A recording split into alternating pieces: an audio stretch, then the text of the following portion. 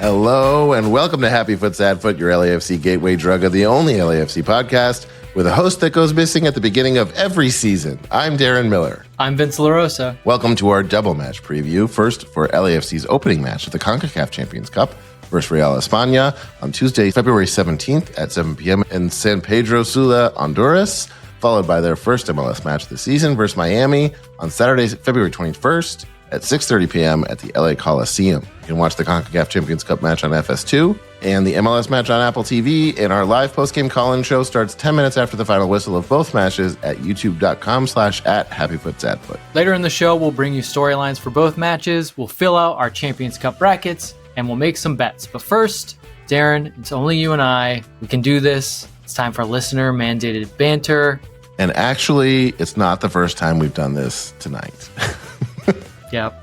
Sadly, we had great banter. I'm actually going to say we just recorded the best episode of all time. Yeah. And by recorded, I mean where is it, Darren? Forgot to hit record and didn't record. Yeah. We did one of the best dress rehearsals I've ever done. And Travis is not with us today. Yes, Travis is not with us today. He is, as usual, investigating overseas, investigating the whereabouts of, I don't know, whoever's in the UK and France. He's scouting for LAFC and for the show. Welcome.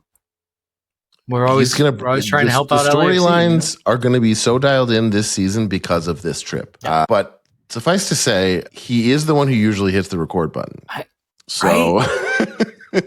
Can you believe that we leave that to him and yet he's made it happen? Can you believe you left it to me today? Yeah, you would, of all the people, not the one that I would think would forget to push the record button, Darren. And that's a compliment. But also kind of I am. Something's got to give, and usually it's my sound. My sound is good today, so something else had to do it. Yeah, something else broke, which broke something else, Yeah, it's one of those days, man.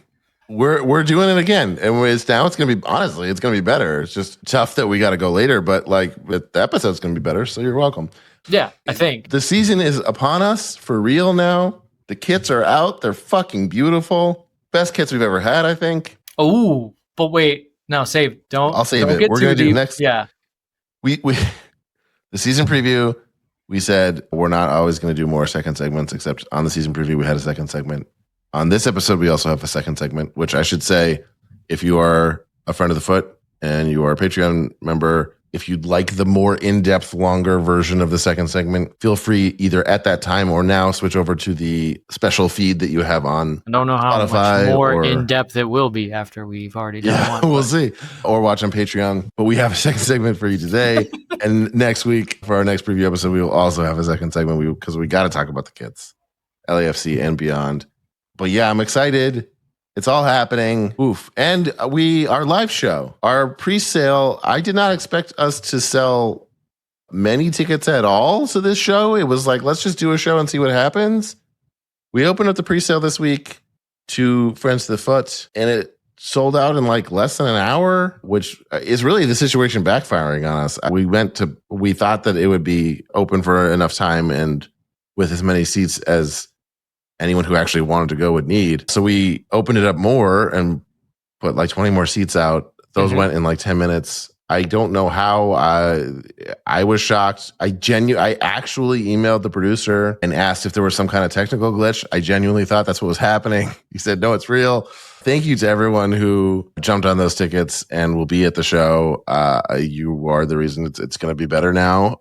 It's going to be a fun crowd. I'm very excited. For everyone who wants to go but didn't get in, we're opening up to everybody. It's like $5 more. Yeah. You only have to wait a couple more weeks. I mean, yes, definitely we open on March 1st.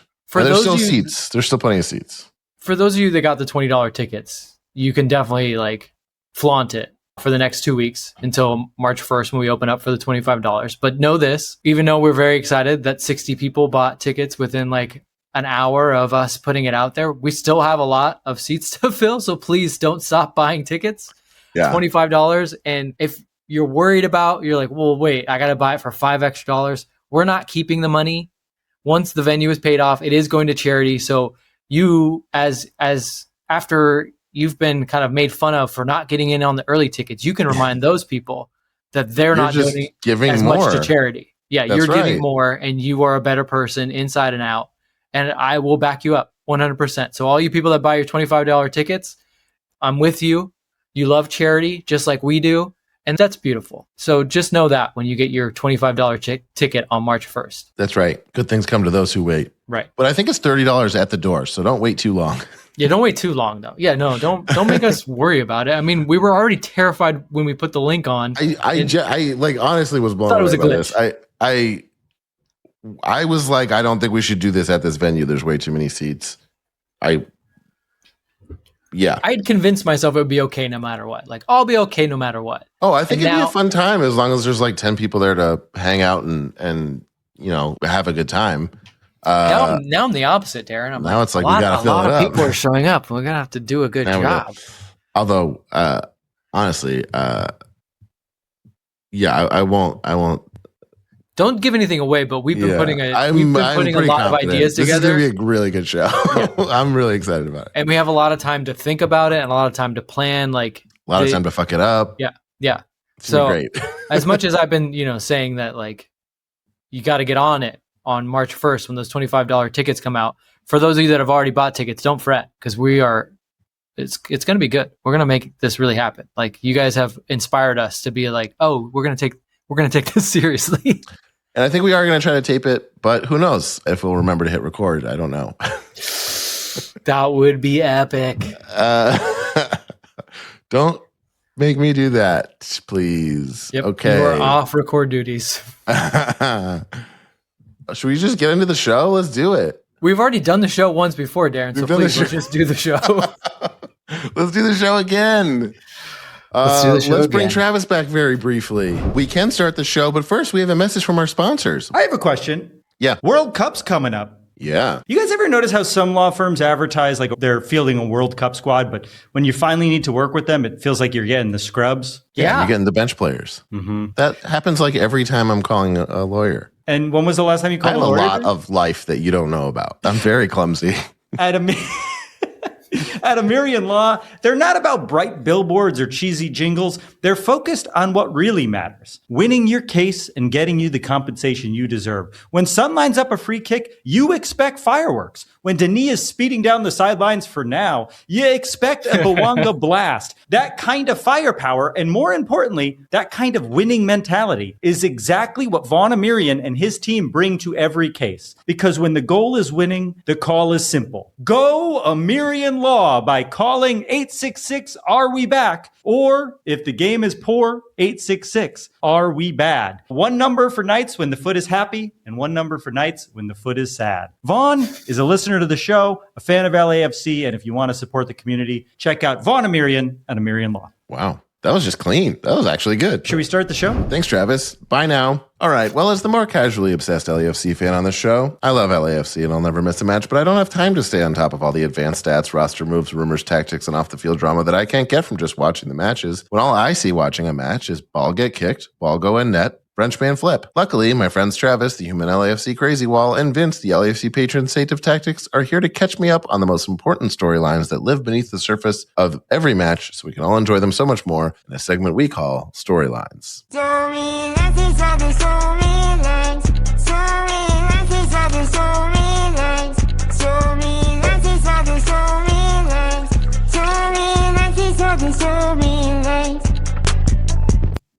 I have officially cleaned the slate and reset the intro to Storylines, and now I can get weird again. Travis is not with us, but he has sent in storylines from the walkable city, as has now become custom, whichever European walkable city he wants to brag about being in. Let's hear from him. Should we go to the first video? Yes. Okay. Bonjour, Darren, Vince, Dince, bienvenue. Storylines from a walkable city, very walkable city is Paris. In fact, I'm right by the American Embassy. So if I get shot on camera, release this to the press. The first storyline of the most important week in LAFC history is quite, I think, obvious. This is the first week with Mark Dos Santos as our head coach. And we have to wonder, what exactly will our squad look like? Is Sonny healthy? He hasn't played in a single match leading into the season. And we have to wonder who's going to be up front with him. My guess is Martinez. But we saw Tyler Boyd playing up front as well with Bouanga when he came in late in the game in Coachella. So my first storyline question is, what exactly will LAFC look like when they take the field for the Champions Cup? Okay. Yeah, this is a good question. So let's start with what they will look like literally. What do you think their formation is going to be? Who do you think is going to be starting? Mm-hmm. Yeah, this will be interesting, right? Change a coach, but like he's already been there. So how much does it really change, right? He's been there. A lot of the players have been there. Yeah. It wasn't broken at the end. Not a lot of turnover, so a lot of continuity. I think a bigger question might be like, how many new players are going to play? Or is it going to be a lot of the same guys that we're used to, right? Like, they could put out a lineup where it's every player that we've seen from last season. And would you blame them? They were rolling pretty good. Like, these guys know the system. I do think that we will see the return of the 4-3-3, which was used in the second half of the Vancouver game, and they looked really good in it. They looked really fluid in it. I think it's a testament to LAFC's kind of process and their ability to put a game model in that they're able to flip between a 3-back system and a 4-3-3. Like, I think that that's going to behoove them in terms of versatility, and not a lot of teams can pull that off. Not a lot of teams have the quality to put 3 good center backs on the field. Like, simply, it's as simple as that. But I think, Mark Dos Santos has been saying, like, there's a lot that this team did really well. And I know a lot of people are disappointed in the way the season ended, but if you could just take a step back and just think about process and think about the way in which they did things, especially with the team that ended, with Son on the team, right? Like, we can all be very disappointed in the first half of last season and some of the things that happened. But man, it was fun to watch those guys play and really try to figure out the game model and start to get more dangerous. So if Mark Dos Santos is like, let me take that, but I hear you. And he has been saying the right things, I think. He's been saying, like, we need to be a little bit more offensive in our midfield. Our midfield needs to play a little bit more. Maybe we need some guys in there like Amin Boudry who are a little more creative. I want to unlock that. I want my team to be a little more proactive. I want my team to control games. I want my team not just to win games because they're the better team and they reacted, but I want my team to force other teams to react. And I think that's going to be the thing we all should be looking out for the most. Like, what is the same? What are the good things that are the same? Hopefully they've kept some of those. What layers have they added on?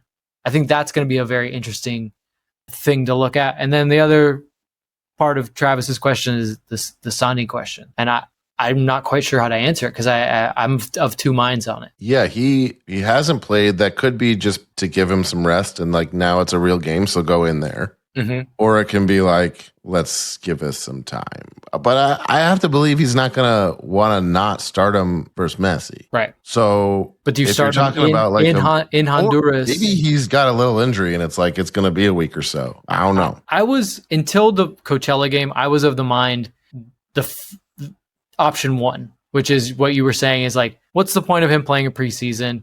I mean, he did have a full preseason with Tottenham. Remember the timeline. Full preseason with Tottenham through July and August. Comes to LAFC, plays a half season, about 12 games with LAFC, plays in the playoffs, season ends. And now he has a big break the entire month of December, going a little bit into January. And you're wondering, like, it's not that he's old. It's just he's already got a base level of fitness. Like, preseason is all about pushing yourself to a limit in which you can add a base layer of fitness while also knowing that, like, you're still going to build up a little bit. And that's why preseason is so important. Like, when players get hurt in preseason, they're set back because they didn't get that base level. And now all their teammates and their competitors are just sprinting past them because they've already put in the work. They put in the base level. They're peaking at a different time. So is it about Son just peaking at the right time?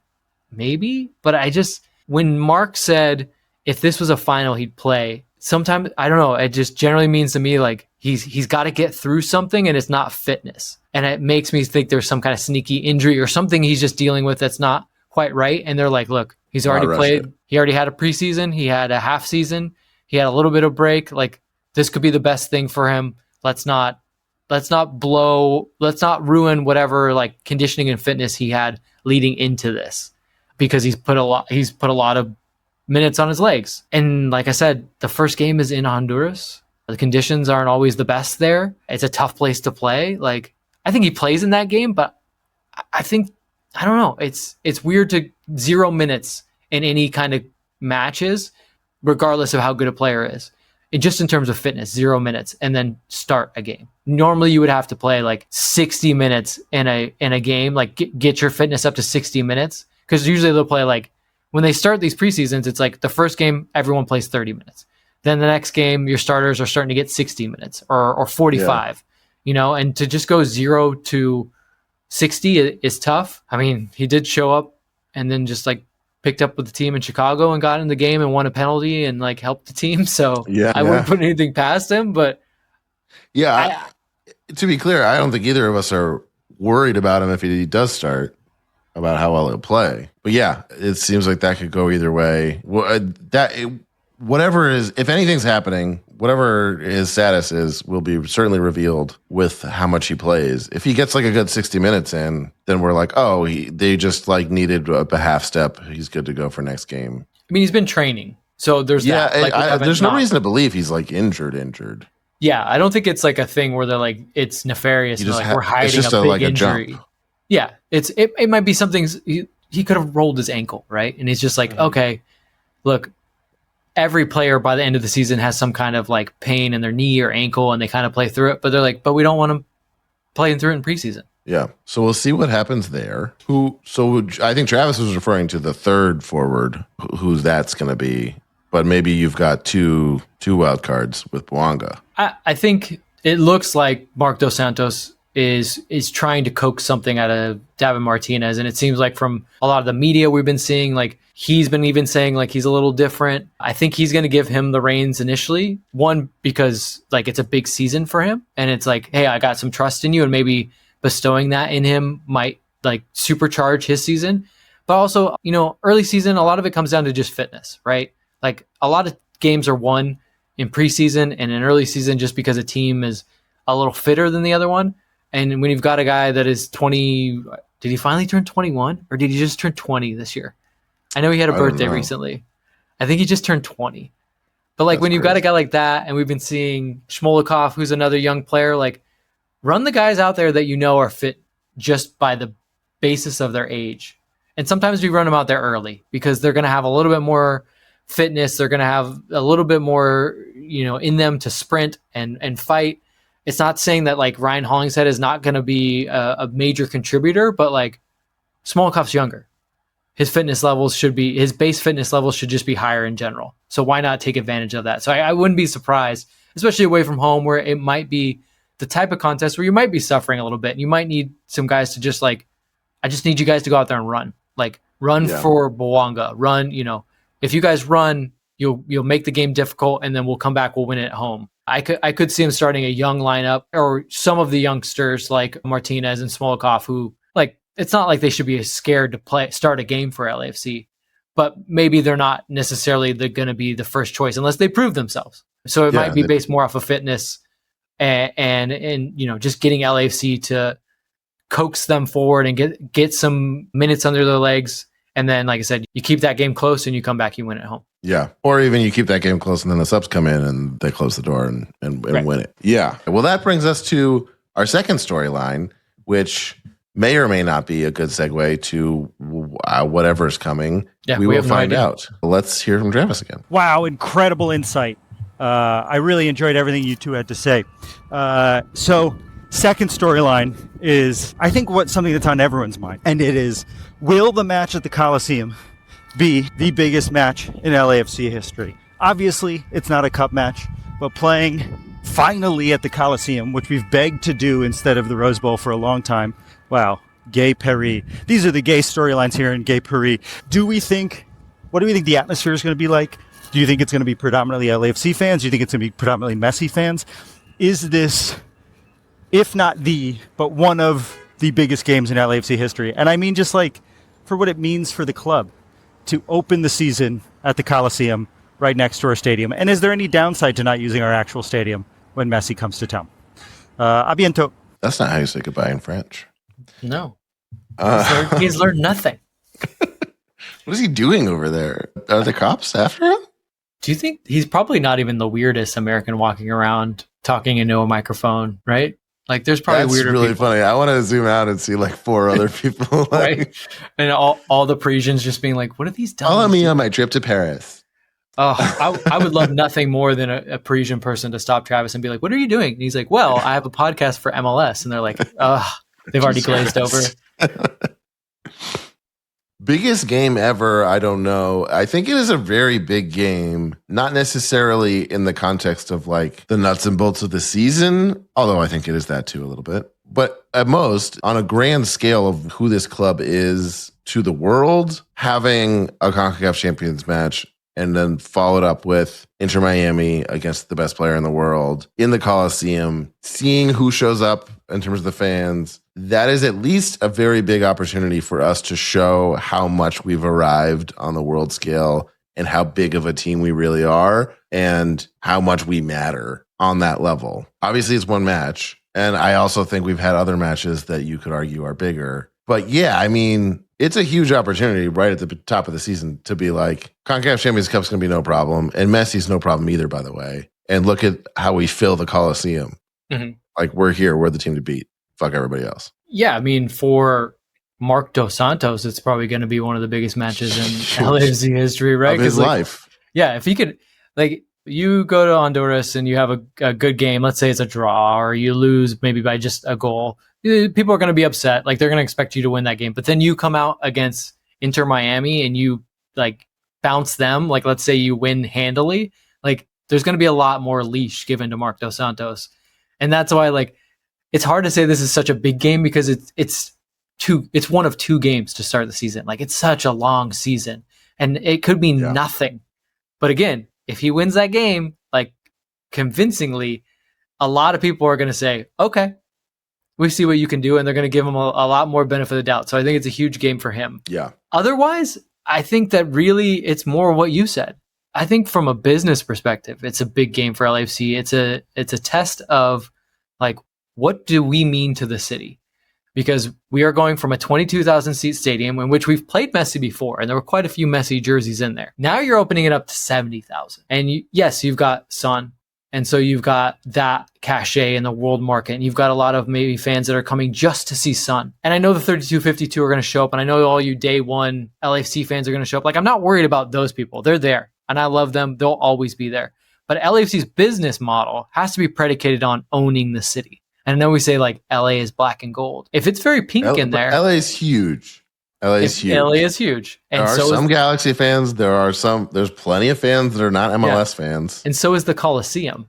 So yeah, if the Coliseum's not black and gold, I think it'll be a very interesting moment existentially for LAFC as a business and as an organization, as a club, as a community member and a foundation in the community to say, like, maybe we're not exactly where we thought we were.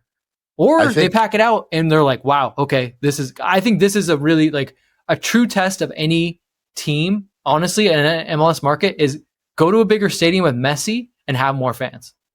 And then you can tell me your team owns that city. So I think that's a big who's moment. Pulled that off so far.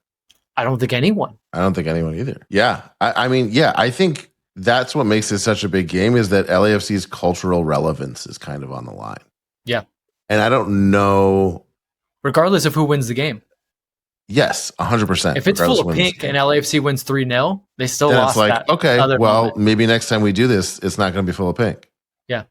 And by the same token, if it's full of pink and we lose, that's going to sting a lot. It's going to be like, we're not that big a deal, and we've got a ways to go before we're playing as well as we want to play. It's going to be rough. I hope we can fill the stadium. It's really like it. There could be plenty more LAFC fans. It's really like whoever got to the tickets first, you know? Sure. But yeah. That being said, if you or anyone you know is an LAFC fan and they show up in a Messi jersey, you have 100% our full backing to clown that person. You Kill shame them. No, I'm just kidding. How dare they let us down? We need, if you are an LAFC fan, you show up as an LAFC fan, you can secretly love Messi. I love Messi, but you're not wearing the man's shirt. This is not happening in our home. I can't imagine city. if you're an LAFC fan and you're not there to root for LAFC. What the fuck are you doing? I think we've seen it. I think it's happened. I can understand people who just aren't LAFC fans, but they're Messi fans and they live in LA. Yeah. So they show up. Friends don't let friends do that. Cut them off from your friend group. Kick them out of the group chat. They're done. Yeah, for sure, out of the group chat at minimum. Also, stop it with group chats. Why? I don't know, man. It's too many people. Okay. I'm in multiple group chats with you guys. I like them. That's the only social life I have. Yeah, sure. They're okay, I guess. All right. Well, that definitely doesn't bring us to the next storyline from Travis. Or does it? But we will go there. How prescient is Travis? She's just like, the third storyline, group chats. Okay, let's find out. And finally, here in the walkable city of Paris, I bring you the third storyline. Harry. And it's this. Is the Champions Cup more important than MLS Cup? We've done it already. We've won MLS Cup plenty of times. We've won plenty of times once. We've won the Supporter Shield plenty of times. Twice. Did we win it twice? Yeah, we've won it twice. Would it mean more to the fan base to win the Champions Cup in its new format, which is very difficult? Galaxy fans like to pretend as if they won the Champions League, and there's a lot of people who are like, multiple MLS teams have won. Just the Seattle Sounders have won. In its current form, only Seattle Sounders have won. Not even in its current form, but in the modern era, where it is much, much, much more difficult to win. Only the Seattle Sounders have been able to win as an MLS team. Are we a squad that can win? Do you think we're good enough? And would it mean more to us as fans to win the Champions League than MLS Cup? Well, au revoir. This is the third time I've come to you from a very walkable city. It's the best one of the three. I've done it in London and Copenhagen. This is easily the best. I think someone from the United States is here because they're walking, or they're sirening up to the fucking embassy. And if it's JD Vance, abiento. I don't know why I say Japanese. Au revoir. Huh. Man's thoroughly confused. Thank you, Travis, for finding a nice, quiet place to record. Always. I'm sorry to anyone listening in their car. Right? Oh, no, I'm being tailed by a European emergency vehicle. That would be something. CONCACAF Champions Cup. I feel like it would mean more for them to win that than to win MLS Cup. Yes, I do. If nothing else, honestly, just for what it means on paper, like we were talking about the cultural relevance of the team, like I want them to mean more on a global scale. I want them for it to not be weird at all to be an LAFC fan from who the fuck knows where, because that's just the team you want to support because they're cool. I want them to qualify for Club World Cup again. This is how they move up the ranks beyond the season they're in, and I think they're favorites to win MLS Cup among a small handful of other teams this year. So to me, MLS Cup sits more in the sort of like, dare I say, expectation circle. In CONCACAF Champions Cup, I don't think you can ever be like, you expect them to win CONCACAF Champions Cup. That feels like more of a wild card that like, there's always going to be a lot of really good teams in there. And it's a bracket tournament. Like, I don't know if it's like the white whale for us, but we haven't figured it out for whatever reason. Mm-hmm. So it feels like a bigger accomplishment on paper. Sure. I mean, I don't disagree with anything that you're saying, and you make a really good point about kind of that white whale. I think for LAFC fans, this is a big moment, but I think that I'm not alone in saying this. Like, on paper, the competition is one thing, but emotionally, it's another. Like, I just feel like a lot of it is kind of Mickey Mouse for like the early rounds, and then it's Mickey Mouse in the early rounds, and then an MLS team loses to a Liga MX team, and like that endures some that has some emotional relevance to it. I've seen this episode before. Yeah, I think that's a lot of the reason why people are like, we gotta win this. Like, we need this for MLS, because they wanted to have that kind of to show off to other MLS teams and be like, you've never won one of these. Mm-hmm. But like, the quality isn't quite there. I think the tournament's getting better, and I think they're structuring it better. And I think the way it's structured now is one step better than it was, but still there's just it's CONCACAF, and they're just, the way that they do some of these things and the way that they produce some of these games and the relevance that they put into it and like the storytelling and just like the all around game presentation seems so Mickey Mouse. And it is the continental tournament. It should be like a Libertadores, or it should be like a UEFA Champions League, but it just doesn't have that resonance for me yet. And so maybe I am alone in this, but I'm just not as connected to it as MLS. Like, I feel like there's so much, I don't want to say it's harder, but it's a grueling season. You play in a season just to get into another tournament, the playoffs, in which a team that finished 9th could beat you in a one-off. Like, that's crazy to me. It's sort of similar to the like Cup versus Supporter Shield argument, Yeah, and like the supporter shield, I get. There's some romanticism to that because it's just like you were the best team throughout the season, and it's a long season. I don't know. It just CONCACAF Champions Cup. I think it's coming up. I think it's getting better. I just think it needs to continue on that trajectory, and I think the emotional relevance of it needs to line up more with, as you said, what it is on paper, and it is a big tournament on paper. It doesn't seem that way until the final or the semifinals. Everything else in between just seems like you could wake me up when that happens. And I don't feel that way in the UEFA Champions League. Like the quarterfinals, I'm like, oh man, these are some great matchups. Like even the knockout round and like the changes they made with the league phase so that now like you can get a Real Madrid versus Liverpool. Whereas like you would never have that before because they'd be in different groups in early stages. Like I like the changes that are being made. So I want to say one more time that like CONCACAF is making good changes. I think it's on the way up, but personally, like I don't know. I want to win. I'm not saying I don't want to win. It just doesn't resonate the same. Okay. Would you, if winning CONCACAF Champions Cup meant that it fucked up our schedule and our roster to the extent that it meant we wouldn't win MLS Cup because of the chain reaction of that, would you be like, that was not worth it? Yes, I wouldn't want it. If you're looking at how good a team is, do they prove themselves to you more if they've won MLS Cup versus if they've won CONCACAF Champions Cup? Like, just in terms of like how impressed you are with like how you rate the team. That's interesting because that's like the opposite. Because like I said, they're like, what if Red Bulls had beat Galaxy that year? Like, would you have been like, that team's impressive? No, they got lucky, right? We're like, I don't know how they got there. I don't know how they won it. Yeah. Oh, you kind of got me on that one. Yeah, because like obviously, again, in the semifinals final, like you're always going to get some quality. Like it's going to be a great MX team versus which accomplishment raises your eyebrows more? I mean, I think the better team, the team that wins CONCACAF Champions Cup, is generally better than, if not, or it's at least on par with MLS Cup, and if not, always better. It's never the inverse. It's like the team that wins MLS Cup, you're never like, oh, they're so much better than the CONCACAF Champions Cup winning team. It's just not the case, right? But again, that being said, like, yeah, there's good Liga MX teams. So yeah, when you get in the final, like that team's going to be good. But it's just, I don't know, the games just don't resonate. The experience of the tournament is not it. Yeah, and that could just be me being like a Euro snob. But I think even Libertadores, there's just like I don't disagree with any of that. Yeah, there needs to be more good teams, and you know what? There needs to be more good teams that are outside of MLS and League MX. Like, especially now the League's Cup is here. Yeah, if there was like some, a Costa Rican team that was like, we could theoretically win this competition. That'd be great. You know what I mean? I think that's the problem. And even just more visibility throughout the year into the obviously, even like MLS has been taking huge strides to become more visible at home.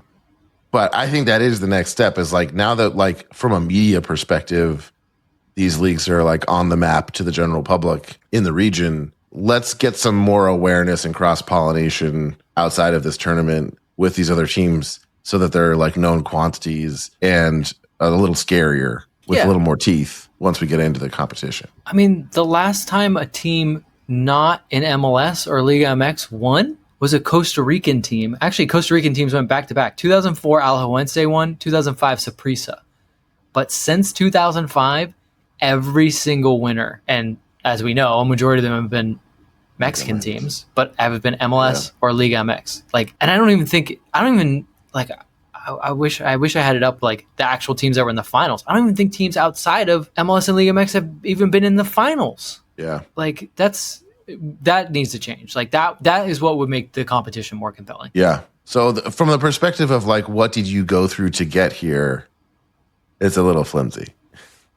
Yeah. I mean, once you get in the semifinals, you're probably going to come up against a very good team, and then you're in the final. And if you're an MLS team, you win a final, you're going to etch yourself in history as the second MLS team to do it in this format. It's going to be a big deal. You're going to be able to laud that over all the rest of the MLS teams. So I'm not saying it's not an accomplishment and it's not a big trophy to go for. It doesn't quite resonate with me yet because it seems like wake me up when we're in the semifinals or final. Yeah, I got you. I personally think they should be able to win both trophies. But if they only win one, I think I would prefer they win CONCACAF Champions Cup. Okay. And I wonder how popular of an opinion that is.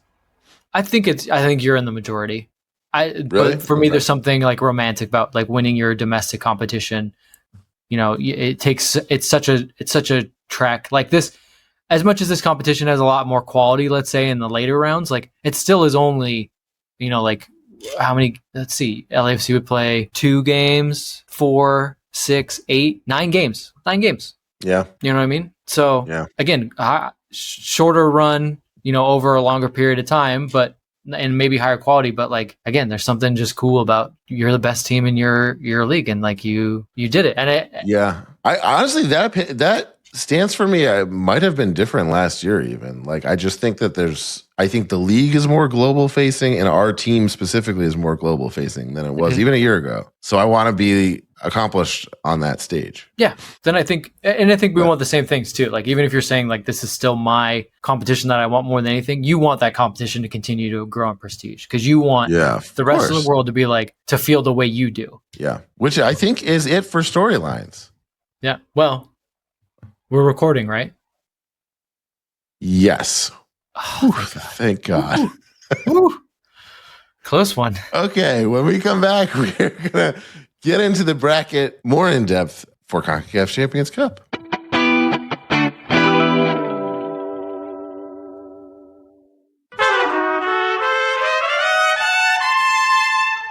And we're back. Once again, if you are a friend of the foot, we are going to go a little bit more in depth into this. Feel free to switch over to a feed that you have access to if you haven't already. If you are not a friend of the foot, if you'd like to be, go to patreon.com/happyfootsadfoot. If you would not like to be, we're going to keep it tight for you. We are still going to, I think we'll still get into like what is LAFC's path to the final here and preview the tournament. And then for the sickos, we'll get into the rest of the bracket. But let's look at what LAFC has up against them here. We are looking at, just as a refresher, it is a bracket tournament, no group stage or anything like that. It's 2-leg matches until the finals?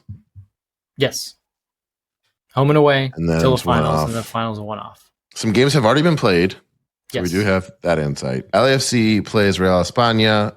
I should say LAFC is ranked 10th overall according to the tournament. Real España is ranked 24th. They are in Honduras. They were a Central American Cup semifinalist. Not that we're like skating in ourselves. We were in a provisional spot because a bunch of other teams already made it in. That said, I'm assuming we should be able to beat this team. Yeah, I mean, if you so for everybody, as we're talking for everybody before we get into the Patreon only, like we're looking solely at what like LAFC sees in this tournament. They see a pretty nice draw and a pretty nice side of the bracket. Like to draw Real España is solid for LAFC. Like they're a semifinalist in that Central American Cup. They were runners up in their league last season, runners up to Olympia, who I think are generally considered like kind of the class of that league. They probably, I want to say they have the most titles, but someone will correct me and say I'm wrong. But España is, I'm not going to lie and say I know a lot about them, but just by rankings and by kind of the way in which we've already talked about this tournament going and how MLS teams and Liga MX teams dominate, like LAFC should look at this and say, like, this is a very good draw for us that we didn't get a Liga MX team early. And then if we get past them, we still don't get a Liga MX team. They'll play Alajuelense, who we are familiar with from our last time in the CONCACAF Champions Cup, or not the last time, the time before, when we went to the final against León. They should feel like they're the favorites in that game too. Like to be able to dodge any kind of like, I wouldn't say major competition, but known Liga MX. Nothing scary. Not so, not even scary. Just like a team that like you can almost always pencil them into semifinals, right?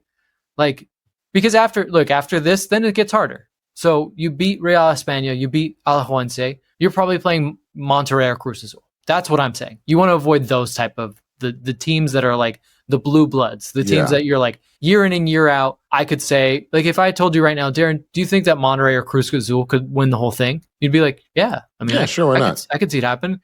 But if I said, what about Real España or Alajuelense? You're like, no. Fuck no. No, they're not winning. So LAFC's first real not real test. I don't want to like, you know what I'm trying to do is I'm not trying to start an international incident like Travis did with Tunisia. I don't want Honduras to hate us. I don't want Costa Rica to hate us. We should be able to beat these teams. I mean, I've visited Alajuela, so I want to go back one day. I just don't want to be an international enemy to these people. Hey, if they show us who's boss, then I guess you can go there with your hat in your hand. They can just come to my home in Long Beach. They can eat out of my fridge. Yeah. But I think it is a test in the sense that, like, it means something if we don't win those games. Like, it's like, okay, we've got work to do. Yeah. I think there are games where it's like, well, we got far in the tournament. It was a really good team. We couldn't hack it. Yes, we have work to do. It sucks we didn't win the tournament, but, like, we found out what our ceiling was, at least for now. I think which would these be first surprising. 2 matches, yeah. Like, and right? these first 2 matches would be like, oh, that's not where our ceiling should be. Right.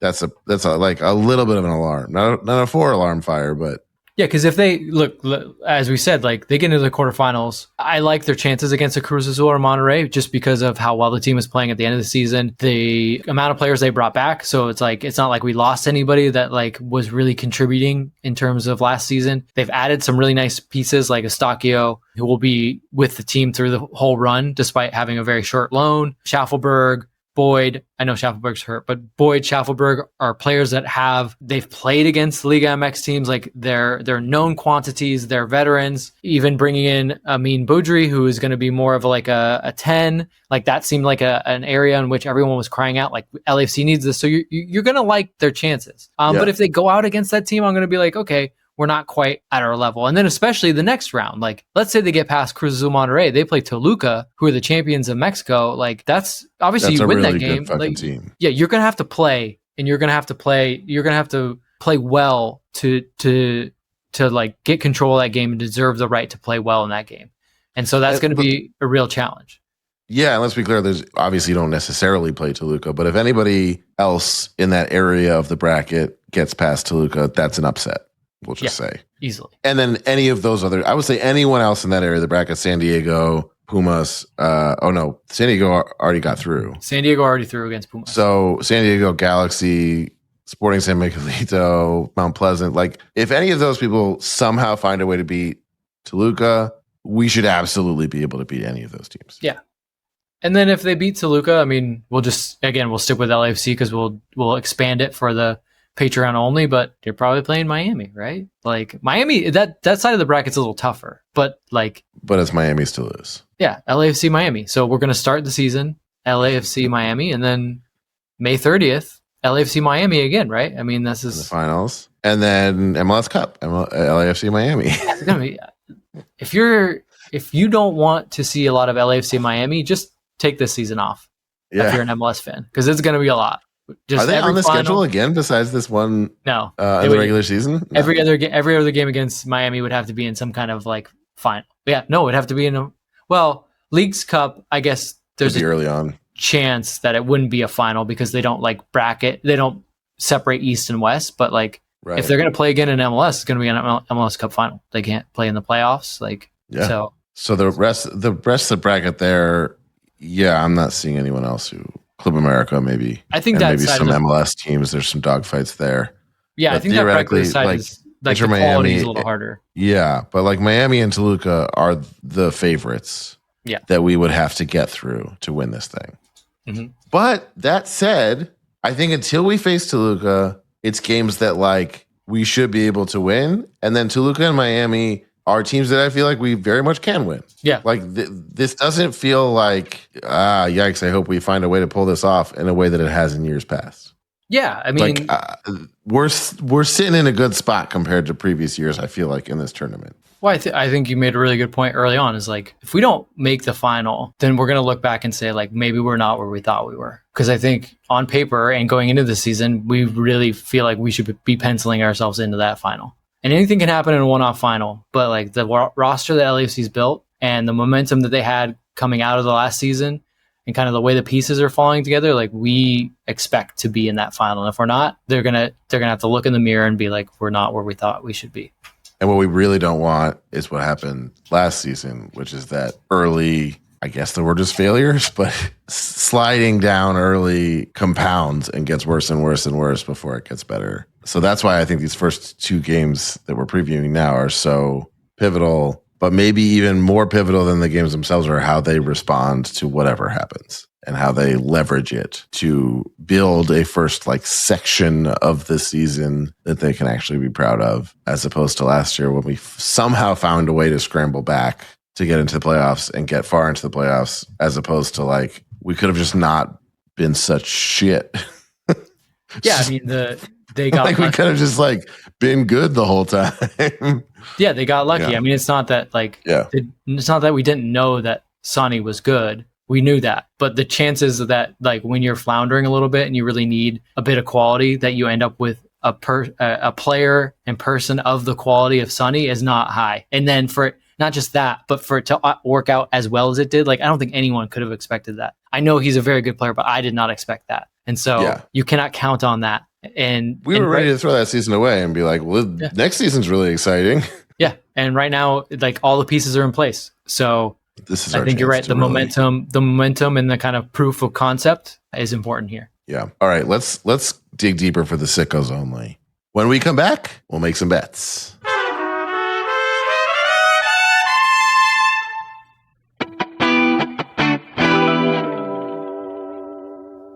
And we're back. It's time for a segment called Bet It and Forget It. Bet it and forget it. Every week, we end the show with a bet for this week's games. We make an outlandish prediction, something that almost definitely will not happen, but could. Each week, we all put up $5. If no one hits, the money rolls over to the next week, and eventually, by the time someone's weird prediction comes true, they might win a good chunk of change. We are opening the betting for the season with a pool of $15. Ooh. I believe we will be visited once again by the ghost of Travis Helwig. Travis has a bet for us. He has sent in. Let's see what he has to say. Bonjour, bienvenue sur Bet It et No Bite. I have a bet this week that I'm very confident in, and it's this. Messi will not score more goals than Nathan Ordaz. Nathan Ordaz will have equal or more goals than Messi in the match against Miami. Fuck Messi. Nathan Ordaz is better. Oh, and it just ends there. You probably just continued to yell in his hotel room for a while. He did the same thing we did. He was like, I stopped recording. But does that mean if they both score 0, that Travis wins? Like, did he find a loophole in this? Or is he saying he said he there will has not to be score goals? as many? No, Ordaz has to score more goals. Okay. Wait, did he say the same? Yeah, he said the same or more. But what if they? But that's where the loophole. I was saying, like, well, if no one scores, that's not the same amount of goals. That's just no goals. Yeah, we're gonna impose on Travis that someone has to the same score. or more above 0. Yeah, someone has to score. Come on. Yeah.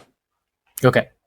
Well, maybe his intention is like if it's he's not here. He's not here. Yeah, I'm gonna say for that to be worthy of a bet, for that to be outlandish enough, someone's got to score. The rules are made in America, okay, and he is in France. He's overseas. So laws don't apply, but on the flip side, our laws apply here.